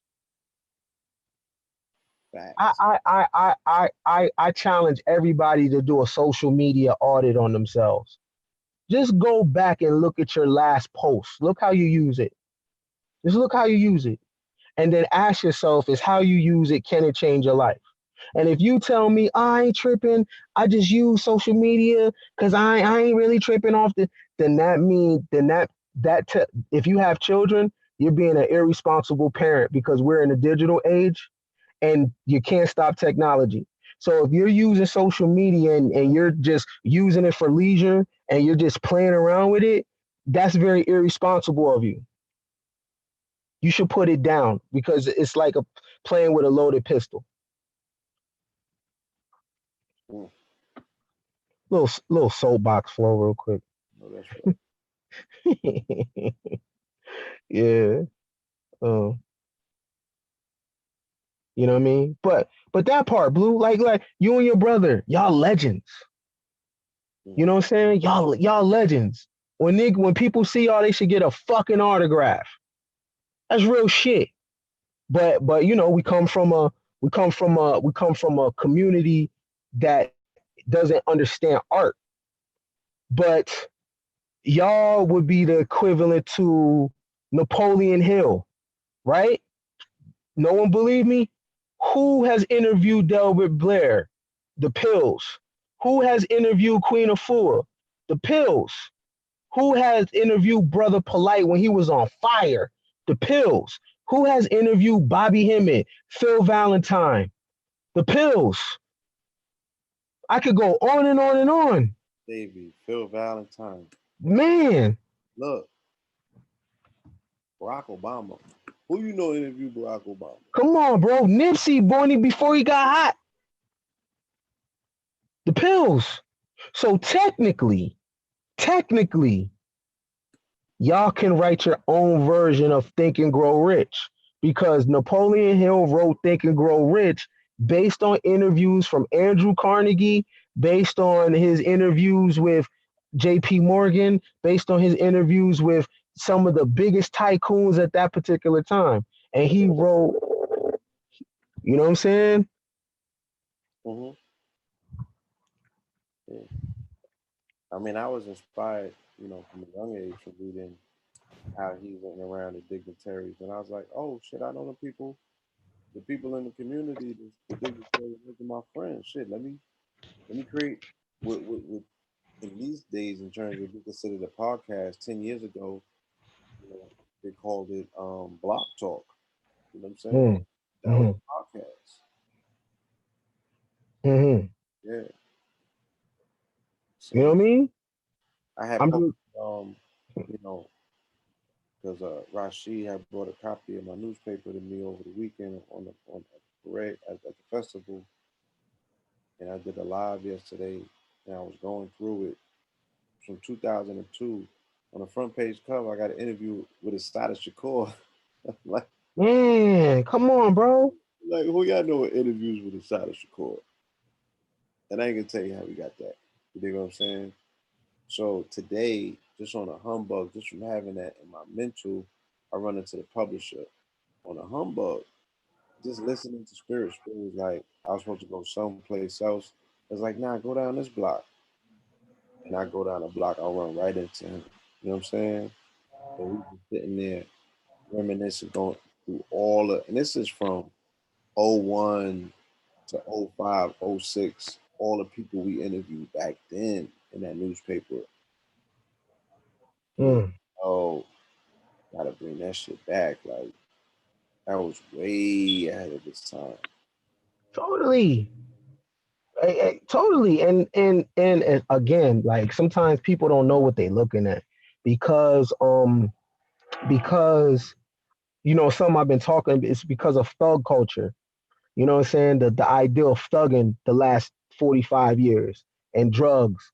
So there's a bad art appreciation. So we don't know what we're looking at. And we've put up these boundaries. Even in the conscious community, it's still mixed with thug culture. It's still mixed with fuck them niggas from the other side. So you can't really see who is who. And it's straight legends walking around. Like people that should be in their own Smithsonian. And because Yes. niggas are humble. You know what I mean? But what happens if you decided not to be humble no more? That ass. What happens if you was like, yo, hold on, man. Do you know who the fuck I am, yo? Everybody would be so uncomfortable. It would be ugly. But that ass, if you just was leveraging the work and the sacrifice, And you know they, what I mean? like, I seen it this weekend. People was like, damn, you that humble? Yeah, that's crazy. When you look at the years and you look at the people that have been brought to the table because of the platform, hell, even myself. If you look at the people that have been brought to the table because of this platform, let's change your skin tone. Let's make you a white dude. You will be on TED Talk. You will be here. You will be there. You will be one of the, you know what I'm saying, these top influencers in the country for bringing people. You will be fucking Joe Rogan. So broke. That's not fair. That's not equal, and it's not fair, and it's not people dealing with equity. Because I'm like, damn, the people that's giving you bars, there's people that's giving you content. You know what I'm saying? When the phone hang up, man, the donation button should be bling bling bling bling bling bling bling. But I get it. There's a bad art appreciation. You know what I'm saying? But technically, it's legends walking around niggas. So because the people ain't gonna notice that, it's up for the creators to be like, you know what? I gotta pivot on y'all. Cause you don't know what you're looking at. And the pivot, you have to pivot to make people know where you're looking at. You know what I'm saying? You disappear for a year, guess what? Ooh, yo, where y'all at? Yo, what's up, man? Yo. You like, yo, I'm still here. I'm just behind a paywall. You know, I'll send you that link. I'm just behind the paywall. This pay-per-view got paid to see me. I'm not being arrogant. I just, how can you know your worth and don't charge? This whole concept of know your worth and know who you are. People think that's a having an attitude adjustment. No, knowing my worth is something I should be able to integrate in the marketplace. What is my market value? Nipsey did it with Crenshaw, charged people $100. Yeah, everybody was like, who the fuck he think he is? That's some know your worth shit though. Sure. That's some know your worth. You got black people running around with college degrees and put themselves in student loan and debt for years and years and years. So basically the information that they learned, they can teach it, right? So they're college educated, but they can't use none of the information they know to get money. They got to go get a job. They sitting with straight D1 universities, Georgetown, fucking Clark Atlanta. You know what I'm saying? St. John's. They sitting with fire degrees, but the only way they can eat is to go get a job though. That's a travesty. That's a travesty. And it ain't like the people don't got money. They do got money. They just ain't finna pay you.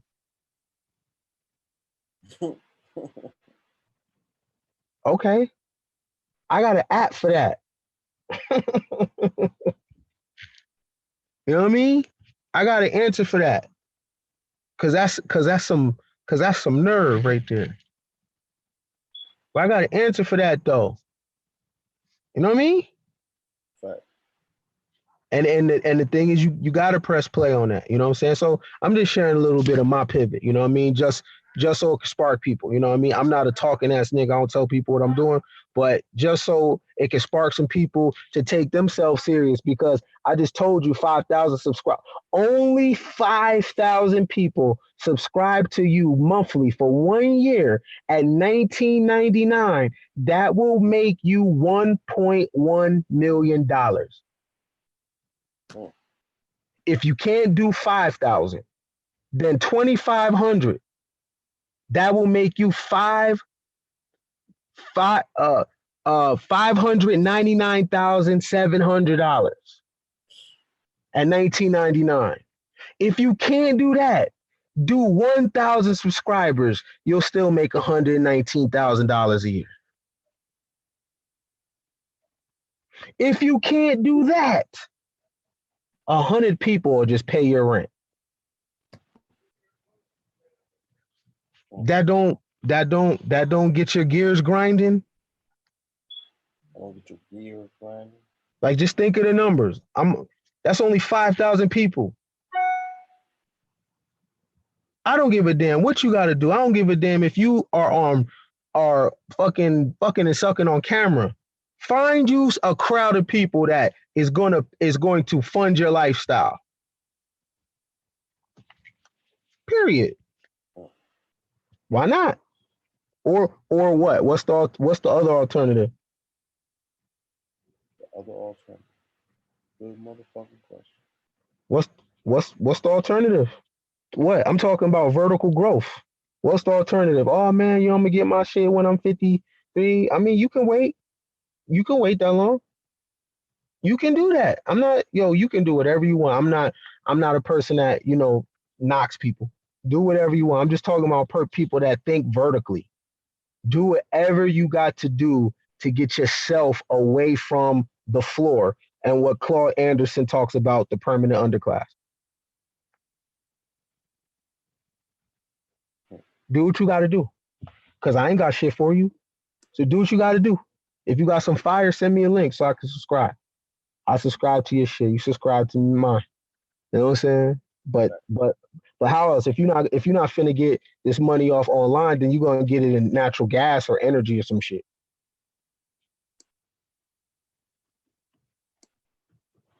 Just saying. It's tough talk. Tough talk. You know what I mean? It's tough talk.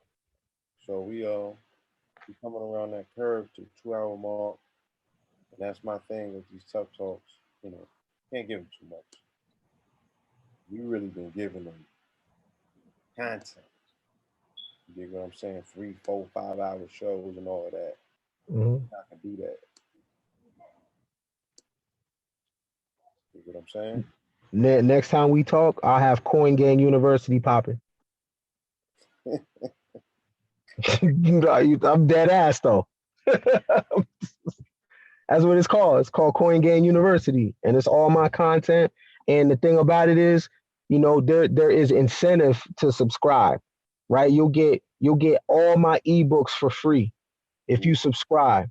Any ebook that I put out and I write fire, you'll get all that for free. You'll get all my content for free. The courses that I'm working on, anything. If it costs $1,500 in the marketplace, as long as you pay that $19.99, it's yours. There's incentives. So the content is dividends. The content, everything else is dividend. As long that's what I'm bringing to my subscribers. You know what I mean? You got some people that subscribe to channels. All motherfucker do is post pictures. They don't give them nothing in return for their money. But for subscribing to me, you're gonna get maximum self help. You know what I mean? Maximum personal development. But all things that are a charge that I'm charging in the retail space, you get that. That's yours.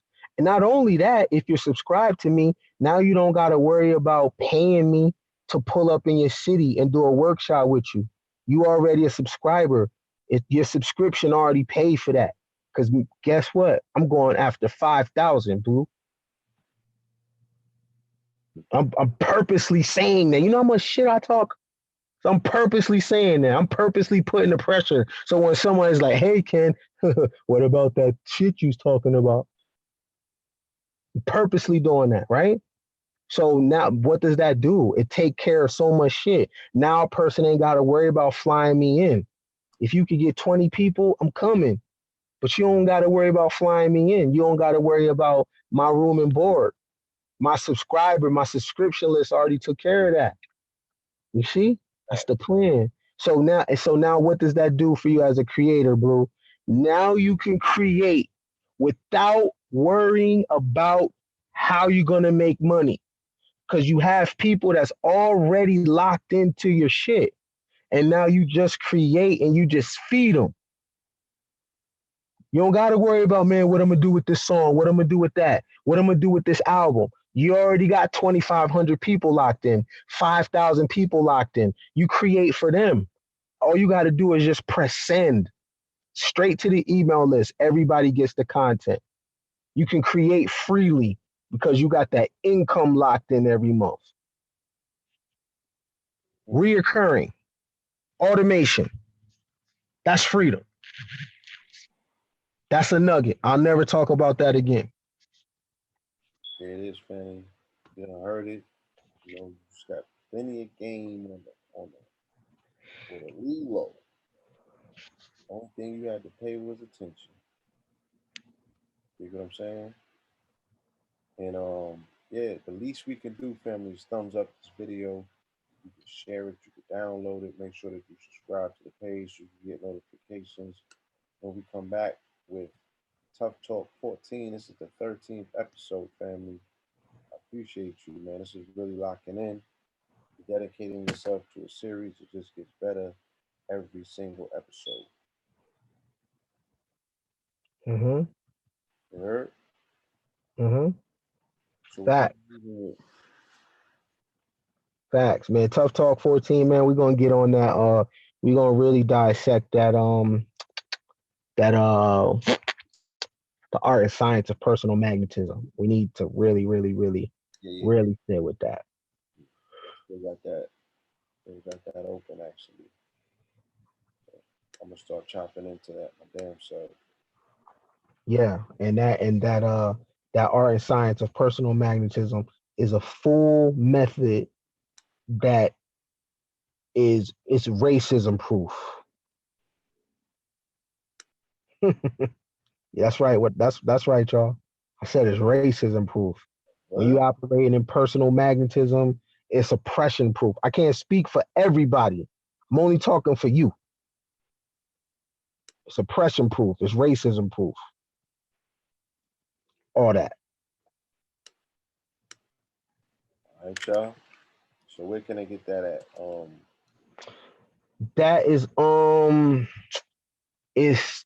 damn. Didn't I'm you post that in the chat before? Yeah, I'm gonna drop a link in the chat for that. Yeah, it's the art and science of personal magnetism, and it's by Thuron Q Dumont, Dumont.